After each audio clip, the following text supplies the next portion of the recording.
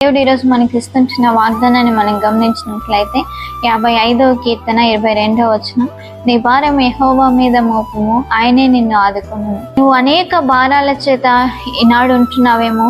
నువ్వు ఆర్థికపరమైన భారమైనా కావచ్చు, అనారోగ్యపరమైన భారమైనా కావచ్చు, ఏ భారాన్ని నువ్వు ఎదుర్కొంటున్నావో ఆ భారాన్ని దేవుని మీద మోపమని దేవుడు ఈ ఉదయకాలంలో నీతో మాట్లాడుతుంటున్నాడు.